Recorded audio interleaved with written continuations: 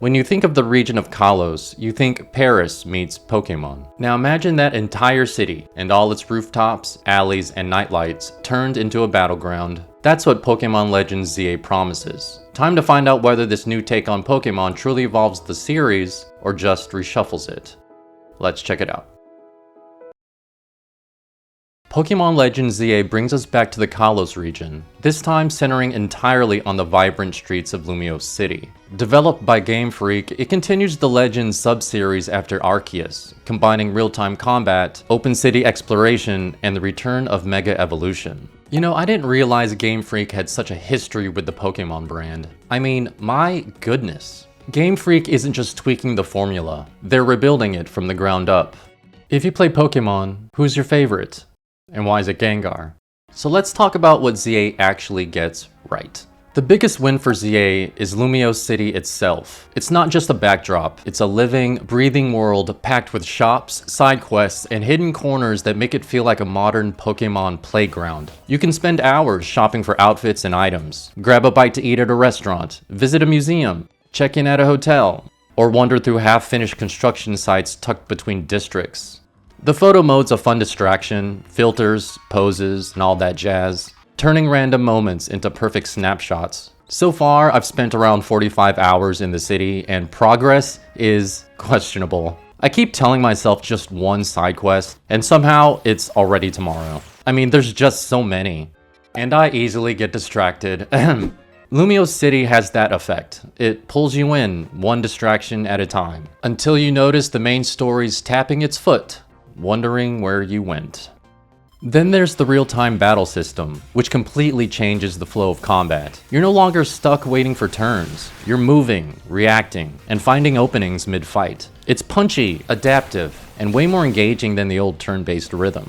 You can carry 6 Pokemon, and I promised myself no swaps. But after the 3rd electric battle wipeout, I started building an arc instead of a team. See this girl? Don't mistake those eyes for sweetness. That's main character syndrome.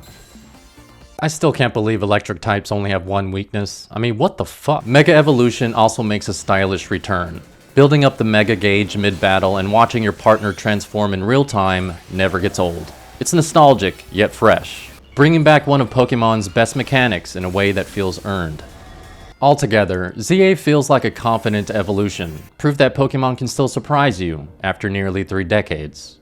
Still, it's not all megastones and glory. There are some rough edges worth mentioning. I played on Switch too, and ZA doesn't quite deliver the visual leap players were hoping for. The game runs smoothly, but the graphics feel a generation behind its ambition. Regrettably, many of the city's building textures feel flat and washed out, lacking the detail and depth you'd expect from a next-gen Pokemon title. Pop-ins are also frequent. You'll notice NPCs loading in just a few steps ahead of you. It doesn't break the game, but it does chip away at the sense of immersion that Lumiose works so hard to build.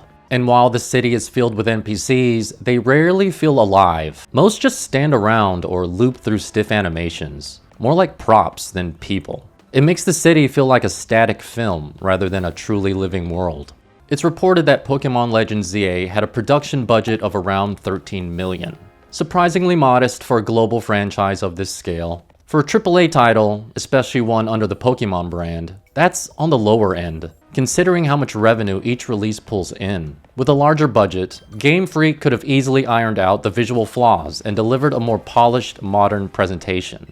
Still, looks aren't everything, and ZA makes that clear the moment you pick up a controller. Beneath those surface flaws lies a gameplay system that pushes the series into new territory.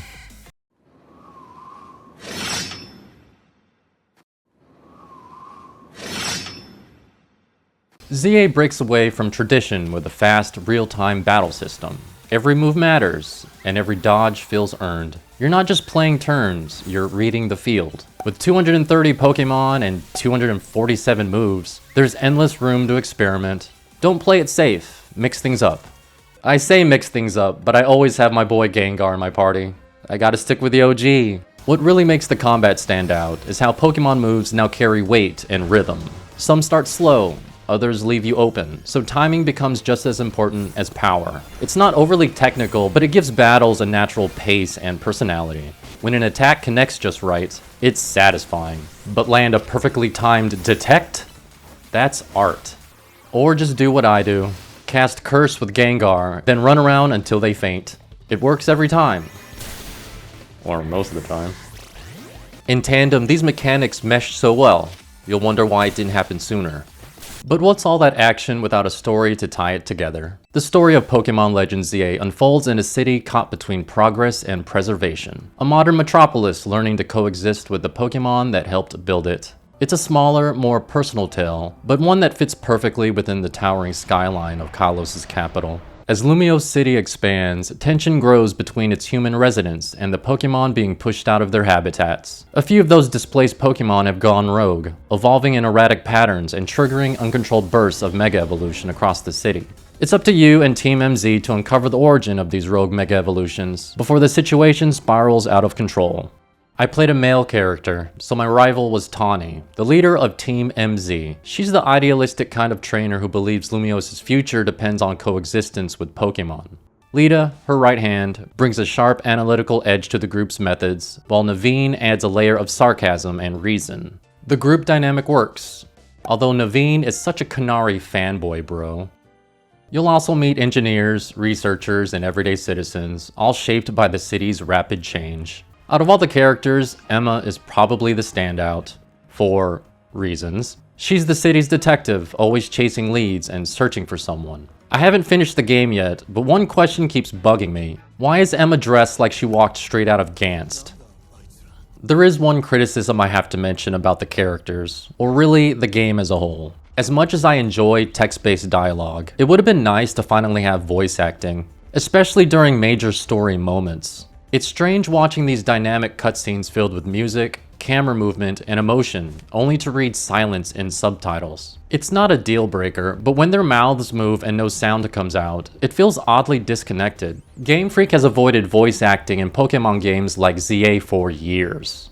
And the reasons are still debated. Some point to budget and development priorities, arguing that the cost of voice acting isn't justified by the potential return, especially when the franchise already dominates sales. Others see it as a creative focus, that Game Freak chooses to invest more in gameplay systems like combat or exploration. But the more cynical take, that it's a sign of the studio being overly cautious, or even cheap, despite Pokemon's massive success. Whatever the reason, it's a missed opportunity. A world as alive as Lumiose City deserves to sound alive too.